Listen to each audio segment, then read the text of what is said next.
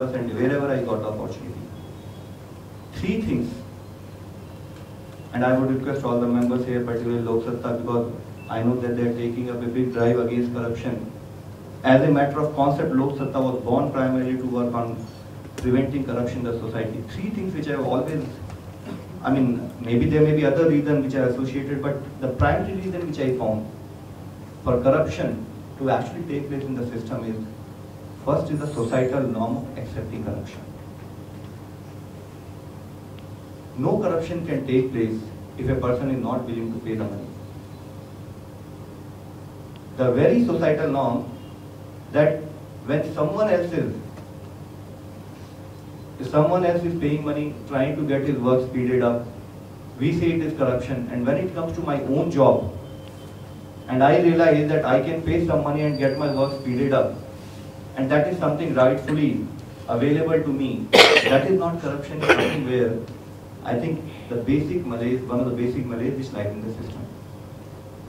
Trust me, the potential which government employees have got, the learning, because all of the government employees, without fail, all of us come through a competitive environment, be it a junior assistant, be it a deputy collector, be it an IS officer, we all pass through certain exams before we join this job.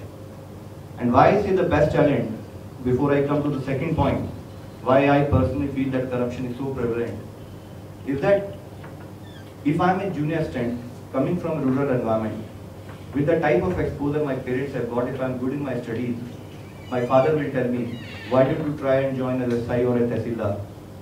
So I start preparing for that. And I appear in a competition. And at a time when my other friends and colleagues in the same village or in the same urban environment, they are enjoying their colleges, they are trying to take life merrily, going to cinema, I sit in some particular portion of the room and keep studying, thinking that I'll achieve something in my life. So which requires a lot of perseverance and a lot of patience, which means I am much more sincere than what the general society should be. So having entered into service, one is that there are people willing to pay.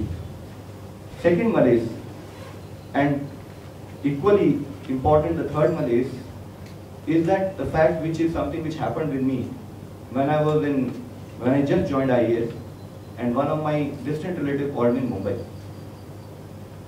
He was working with SEBI, Stock and Exchange Board of India, and we were discussing why is it that this type of problem exists in our system.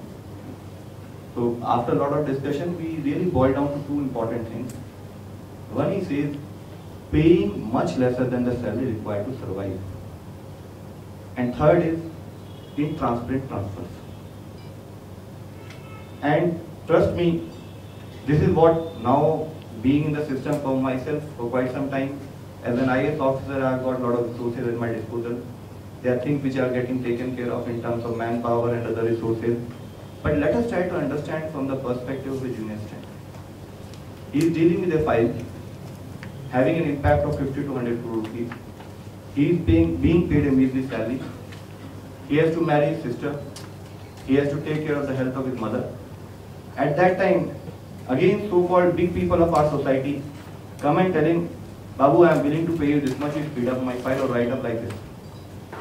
The best talent, having agreed and having said that probably we are the best talent, 1 year I will enlisted, second year I will enlisted, third year when my mother will shout at me, why are you not able to see I am going to die soon? Someday or the other, with the environment where the salary is so measly that you cannot actually run your house normally also properly, I fall into trap. And that's where this vicious cycle continues, perpetuate and keep going on like this.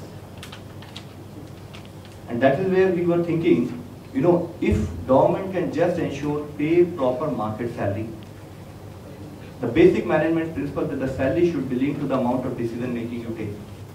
And if this decision is implemented, and the third aspect, make transfers transparent. Today, if I am not willing to do something, there is another colleague of mine who can either be cajoled or pressurized to do the same thing by shifting me out. Also puts required pressure into the system for the other person to be corrupt. So one thought process which one of that distant relative of mine gave me that time, and I am now convinced about it, is he said, give transparency to the system, give proper market salary to the employees, give them freedom. Take a developed country in 3 years. We are a developing country, we are a relatively poor country, but take a developed country in 3 years. And trust me, all the students are present here, I can tell you with a lot of confidence, 3 years is more than required. 2 years we can give you a developed country. That is not a big deal. The talent which exists in government is humongous, is phenomenal. Let us put it to best use. Let us create societal norm where employees are not made to fall into the trap of corruption. Society needs to change. And when I say society, the employee also belongs to part of society. The societal norm need to be worked out.